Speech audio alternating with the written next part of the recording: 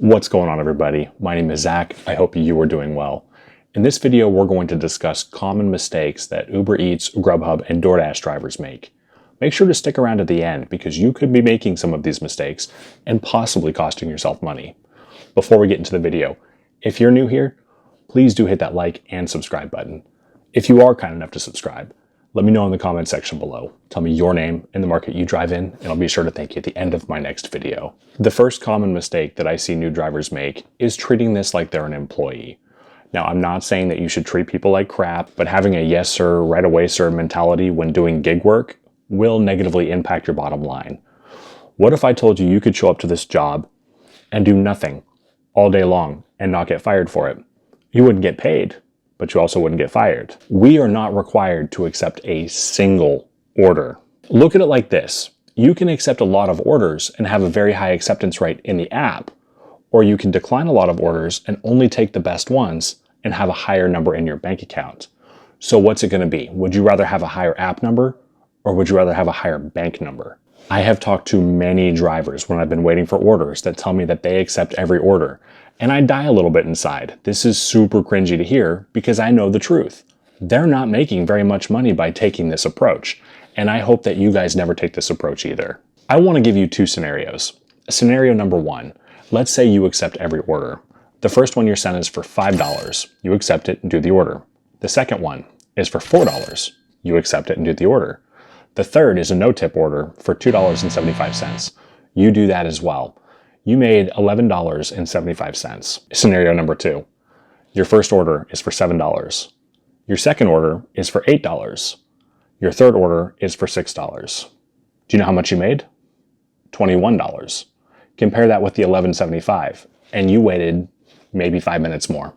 It just makes sense to be choosy with your orders. The second common mistake that I see drivers make is being rude to restaurant staff, as there is absolutely no need for this. We're all human beings and we all deserve to be treated with respect.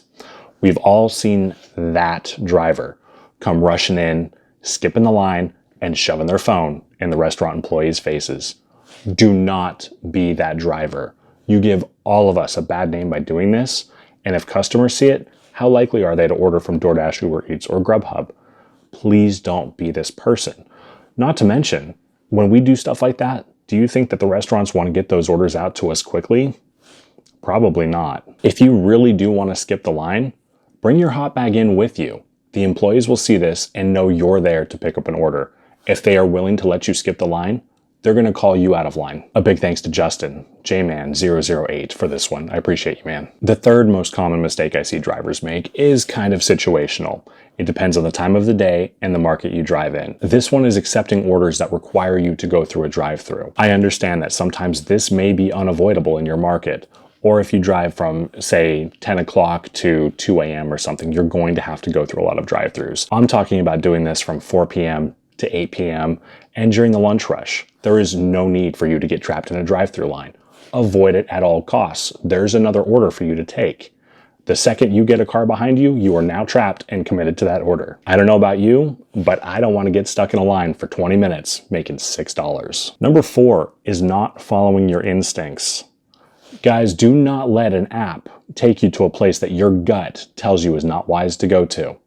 Do not, under any circumstances, go to sketchy areas in the middle of the night if you feel uncomfortable. If you see an angry looking dog roaming around, don't get out of your car.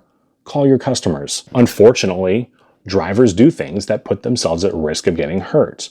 Please don't be one of those drivers. I don't want to see a news article written about you. For the same reason that I make sure my girlfriend is never hungry, no amount of money is worth your safety. She's gonna be mad if she sees this. How much do you think flowers cost? Number 5, don't accept an order solely for the fact that you think it could have a hidden tip. If you're okay with a dollar to mile ratio as it is, go ahead and do it. But let's give a couple of examples here. So in my market, Bellingham, Washington, let's say that DoorDash presents me with an order for $9.75, which is typically the highest payout that they will show me. And that order is going one town north to a city called Ferndale. Well, the minimum mileage for me to get there is usually about 8 to 9 miles. I'm not going to take a $9.75 offer up to Ferndale, hoping that it's going to be 14, 15 or more. Hidden tips should just be the cherry on top. If you constantly accept high mileage orders expecting a hidden tip, that is going to negatively impact your bottom line. And remember, we're not an employee. We are not obligated to take those orders. Number 6 is every driver's favorite subject when they're waiting for their orders, talking with other drivers about the payout. In my humble opinion, I think the payout is not always the most important factor in deciding whether you take an order. I want to give you a couple of scenarios. Let's say you accept an order for $14. When you show up to the restaurant, you've got 20 people waiting outside waiting to get in, and the restaurant gives you a 30-minute estimate. Scenario 2. Let's say that you're waiting for that order and another app sends you an order for $6 that's going approximately the same amount of miles. But that place you know is always fast and will likely be ready when you show up. I would argue that the $6 order is better than the $14 order because it'll get you back out on the road faster. Not to mention, when restaurants give you a time estimate, it's almost always underestimated. Number 7. Not tracking your miles. Do you know the 2022 IRS mileage deduction? It's a lot. It's 58.5 cents per mile. Per mile. That means every mile you drive, you get a 58.5 cent tax deduction. It is a big deal to track your miles. Do not be one of those people who don't track their miles and end up with a massive tax bill at the end of the year. I fell victim to number 8, not setting aside money for taxes, car maintenance, or car repairs. If you have been watching my videos for a little while, you will know that my car is currently in the shop. I had just finished a delivery and I was minding my own business, got on the freeway, and I started hearing this nasty squealing sound. I assumed it was the truck in front of me, not my car, because my car's always been reliable. It's always held up for me. As the truck in front of me got off the freeway, I heard the squealing stop, so that confirmed my suspicion that it was them and not me. Until I got off on my exit. When I started slowing down, that squealing came right back. My car started making this thud, thud, thud, thud, thud, thud, thud sound. And I was like, oh no! And my car was like, oh yeah! Anyway, moral of the story, I spun a bearing and my car has been in the shop for about a month now. This is going to be a minimum of a $5,000 repair for me. If I had just set aside $1 from every order that I've ever taken for a car repair, that would have been no problem. It would have been covered completely. But now I'm dipping into savings to cover the cost of this repair. Don't make the same mistake I did. Set aside a portion of your earnings for maintenance, car repairs, and taxes. Number 9 is drivers not taking the time to learn their market. I want to give you a challenge. From now on, before you press go on the GPS, I want you to think about what part of the city your delivery is in and start mentally planning out your route. The less reliant you are on your GPS, the closer you are to being able to multi-app successfully. Another example of this, let's say you're delivering for Uber Eats and you're about 0.2 miles away from your drop-off and they send you your next offer. Well, at that point, it's not going to show you the map anymore. It's just going to show you the intersection. By knowing your market, you can read those intersections and just know if that's a good area or a sketchy area that you would like to avoid. Here is another good example of knowing your market. That doesn't seem like it's very far away, but when you factor in that this specific community is very hilly, it's nothing but twists and turns and kind of mountain roads, it's going to take you at least an hour round trip to take an order there and back.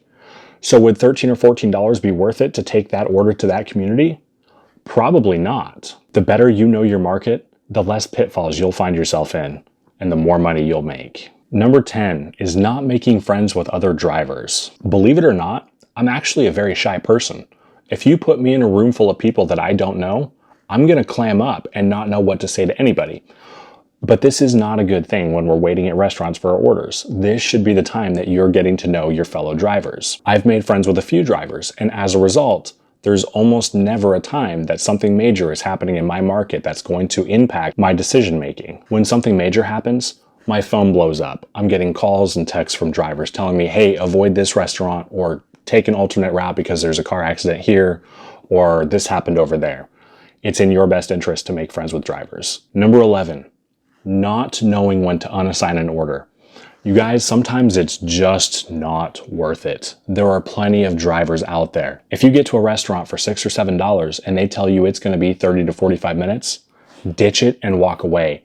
There's another driver that will happily show up for that amount of money, but we have more money to make than they do. This goes back to we're not employees. We are under no obligation to sit and wait for orders that are going to make us less than minimum wage. Number 12, not running multiple apps. I strongly encourage each and every one of you to have a minimum of 2 apps that you drive for. Even if you don't anticipate driving for them, sign up for as many as you possibly can. You never know what's going to happen. Maybe DoorDash is going to crash. I know that that never happens, but you just never know what the future holds. Sign yourself up for as many apps as you can and run them all when you don't have an order. The way I see it, the more apps you have running, sending you offers, they are competing for your time instead of you competing for their time. A big thank you to Wendy Sue for number 13. This is a mistake that new drivers typically don't make, but experienced drivers do. Not calling support to tell them that the restaurant is closed, or the order was picked up by somebody else, or the restaurant just doesn't have the order. Look, I've been guilty about this myself. I get it. We're in a hurry and we've got to make our money. But this goes back to running multiple apps. If you run into this scenario, you can just turn a different app on, accept an order, and call support on your way to go get the next order.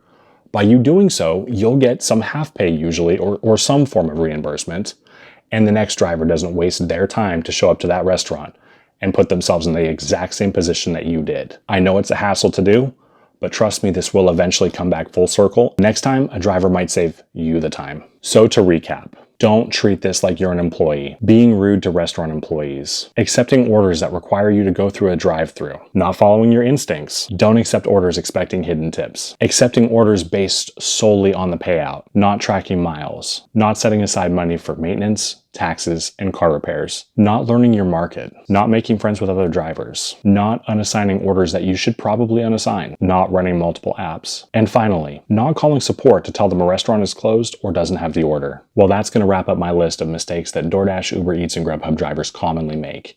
If I forgot something, let me know in the comment section below. I want to give a massive thank you to Askin7 and Aviation Chris for subscribing to my channel. A massive thank you to both of you. If you are new to my channel, please do hit the like and subscribe button. If you are kind enough to subscribe, let me know in the comment section below. Tell me your name and the market you drive in, and I'll be sure to thank you at the end of my next video. My name is Zach. Take care.